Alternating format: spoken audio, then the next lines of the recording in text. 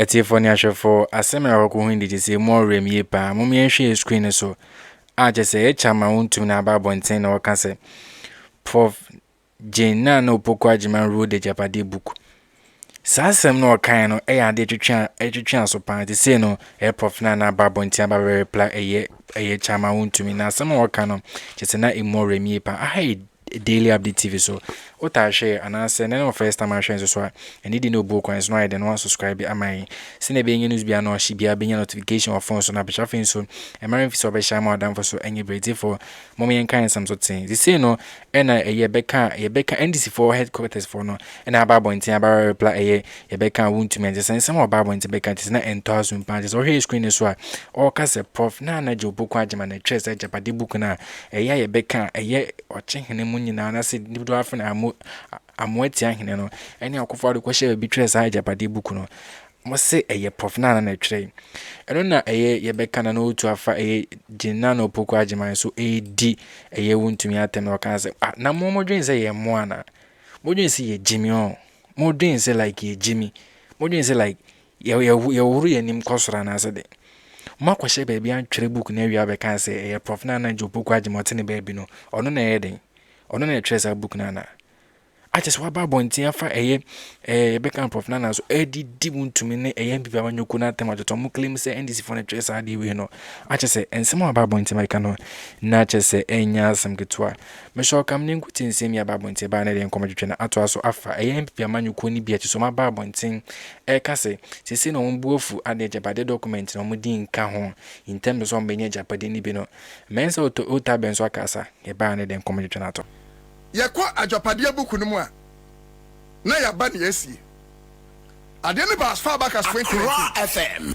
enya NDC for na wa bam enti NDC for ntimi nya appointment enti if NDC for na throw Agyapade document e ba ne saying as far back as 2019 omo hunu say ade we ba besi ade na ba besi ye ni kan ko book no under EOB Bank we have two routes of entry into this institution.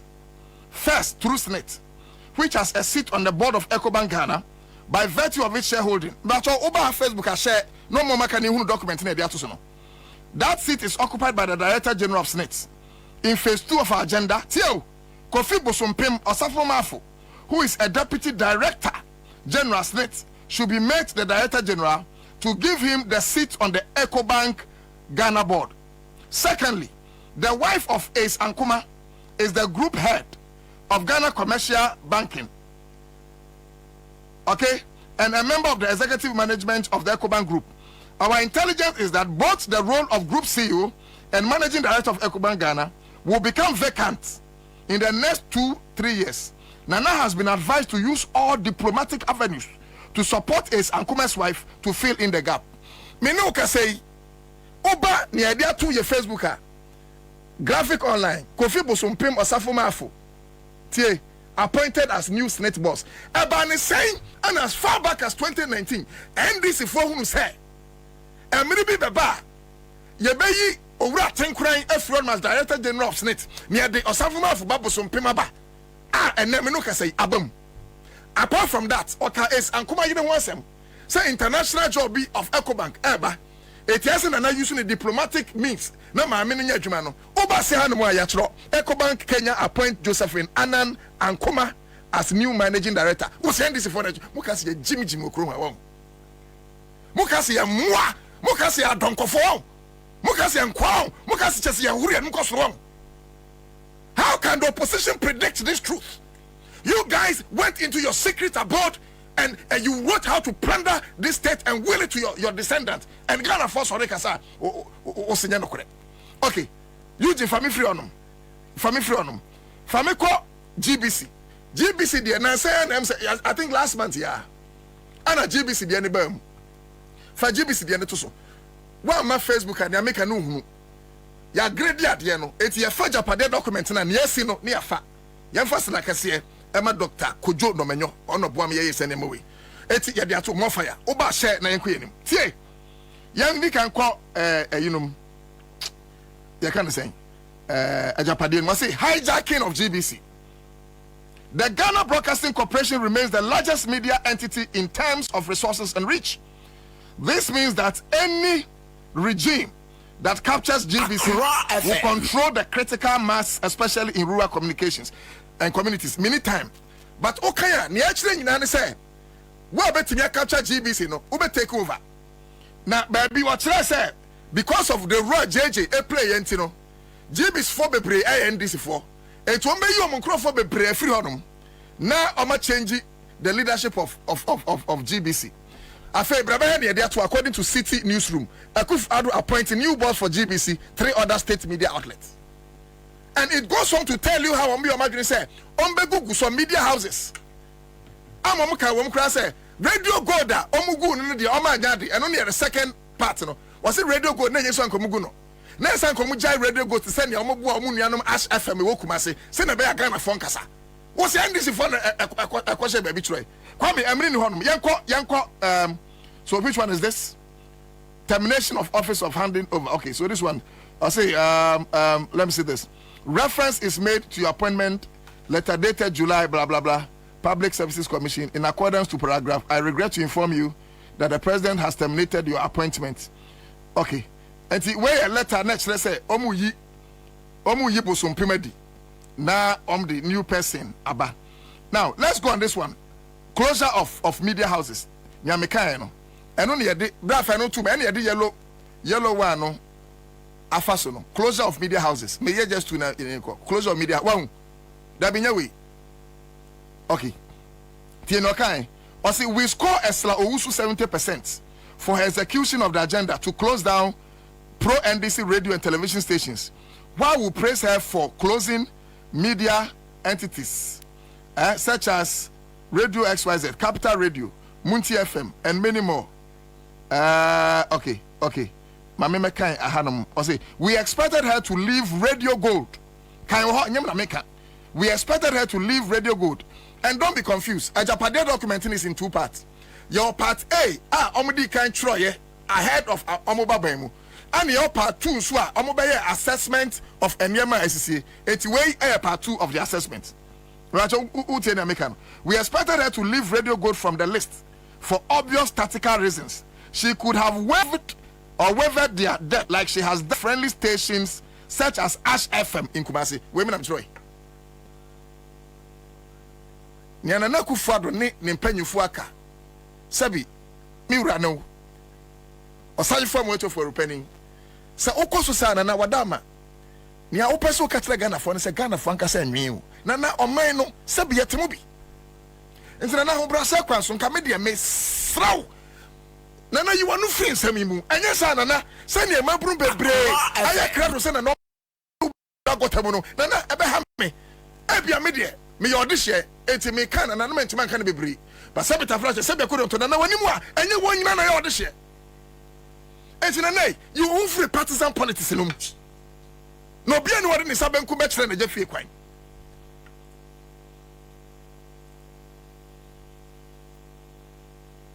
Eti Nana Wadama. Because Ghana phone name what has happened in this Agyapade document. Ghana phone name what has happened. Bra obeti me the last one to some Kelvin GVG. Share. Eti na nay you won free partisan politics no. No bia ni wori ni sabenku be kire na je fie kwan.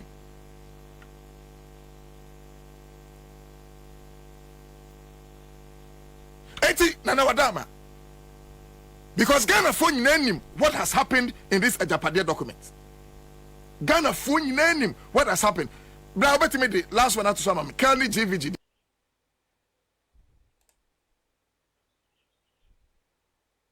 You know. Obeti me the no at one mama me. Mama fa week for we na me sorry so. Me fa we.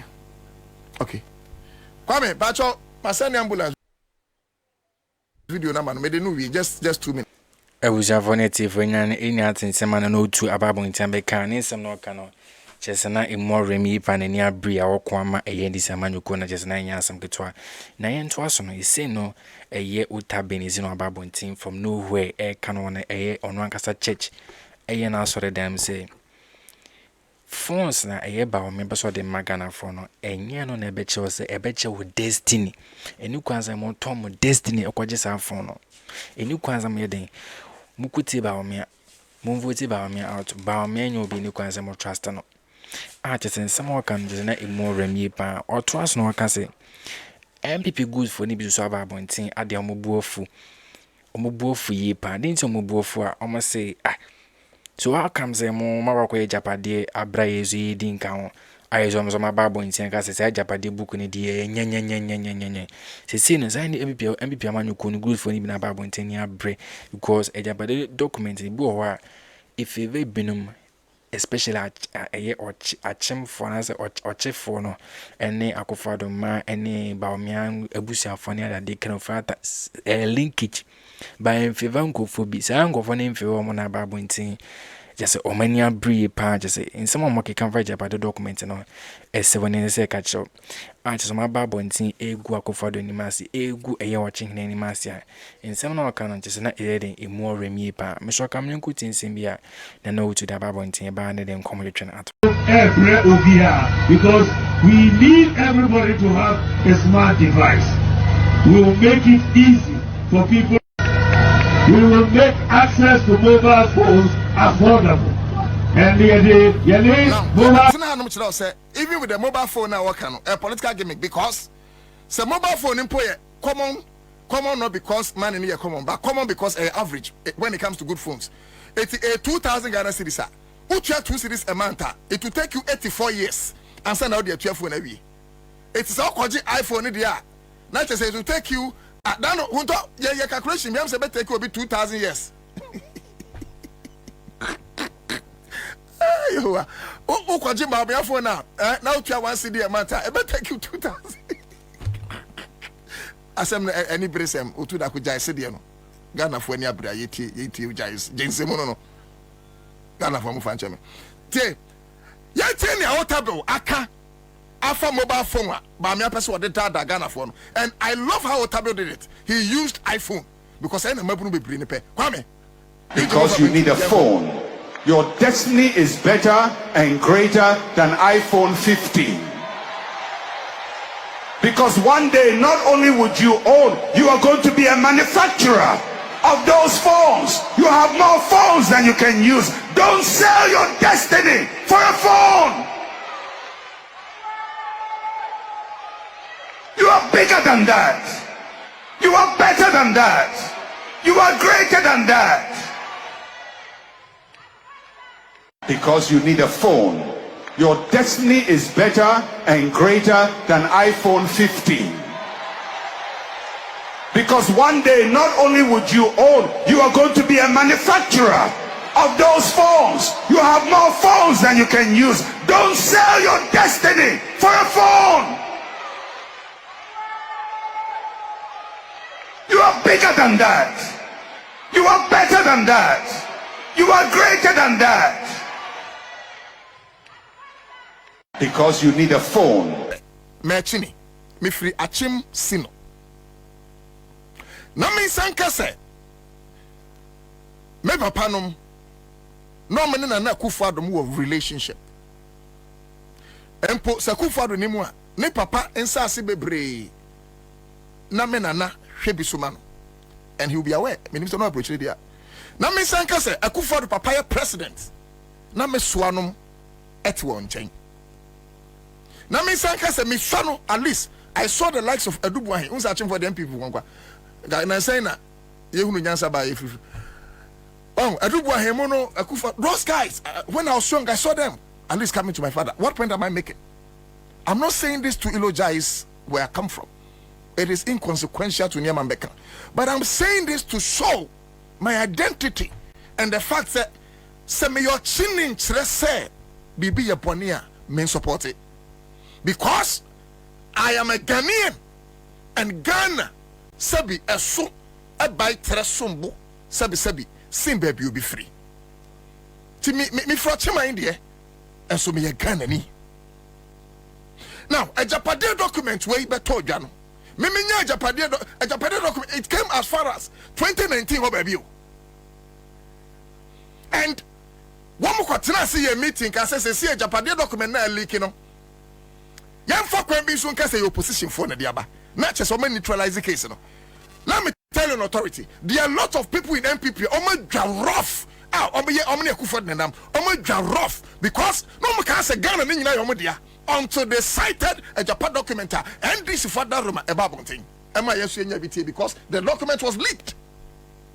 To why sent me, but I felt who say as I study because one here me chromo phone mu bi Akufo Addo for no e ba well am ya chemfo a was sent no nya bi tie nya sam kanya so much no what one house tie we are bununi we are krani we are dagatini Ufi framantem, we are Danny, we are Crobo, Tiana making.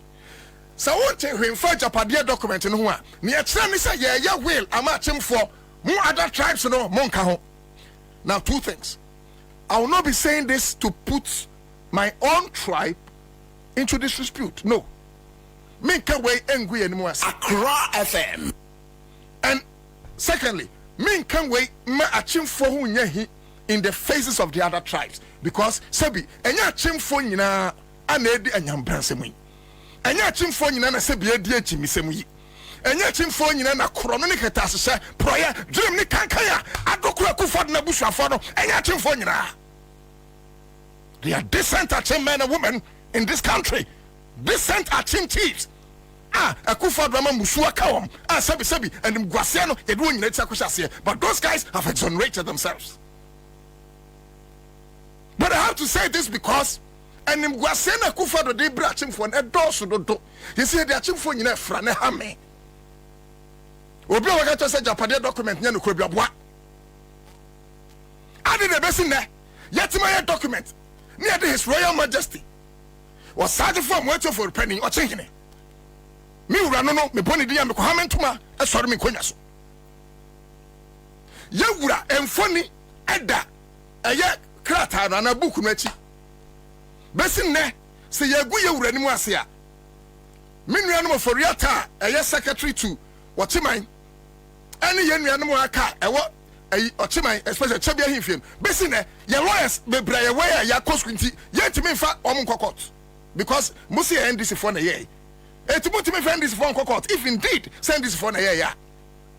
Apart from that Agyapade document na Nana Akufo Addo president of the state, first gentleman, the picture boom. Anna, Wontumi ahimfo bi edi kan by one picture boom. Would you forget ahimfo edi kan by? Somebody is using or misrepresenting the first gentleman of the land, the president, and Wontumi fa ne court. And you keep saying, sir, NDC for natural. In any case, a bad day in the NDC for natural. And let me show you these three things, and I'm done. Number one, for Agyapade project on Senate no ebra Facebook. Na obia Wontumi bia mra Facebook because nia me be kan ye de ho phone ni pictures beto. Na me first da kase e ma Dr. Nomenyo. Dr. Kojo Nomenyo. US me reply pa. For this documentations and all those ones. Onim. But what they are to. Me be so mo be hu, me be so bia ba no be hu. But you want on Facebook so share mine. Adwuma no ye nyina ne more fire eda ho. Now oba baby ho ma the red pen and a red line assign rectangle. Ana ni fa so ho no no.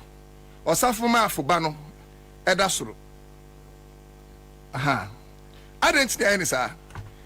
Ye kwa Agyapade book no mo. Abusafonity for ini ehun nsema eye Wontumi ba monti mekan ne nsem obekan no ade ebekan ne de enfa kwem aden a eye Prof Naana ne twe eye Agyapade book no ene na no twa ba bonti kase NDC for efa hin na kwotwe za book no so NDC for ene chem ne monya na I don't know question na no to bisa so mo say eye Prof Naana ne twe za book na that 2012 na eye amweti ahene anazo for penny hene babo nti be kan say ono nya kopeni bi 2012 no that time na Prof Naana opuku ajima wa hemfa no lecture so e de no kwotwe sa book no no ama na no to ababo nti no kase mumodwen say ye moana modwen say ye Jimmy modwen say nim nyansa ho just like my fabricate story bi ase ye de ye believe sa story no I just ask more kind and be a pan say any answer between. Now, all twice no and all cousin. Say no, Yebeka MBB groups for ni bia ba bonten ka se dia yebeka akofo the wicked ene ne achem for no chef for ni na omnya wicked because MEP amanyoko ni bia se omo din eni Agyapade book ni ma ombenya so mfaso no omo na ba bonten si no omo so ne akofo do nya adwen so omo buofu ye pa che se enya asem goto a ke kan se me bra che na enyi interested otabe kasa so yini atensema na kasa film che se na eno so very interested and shocking pa che se because in se otabe die na manyoko pa ye mi bia manyoko in se me bra no makan che se na intro bi atensem ni ntima ka obitim no adwen che na akwan akọ se bitim so ahia mo adamfo so anya bi ahwe subscribe my need no book kwan so I daily update TV.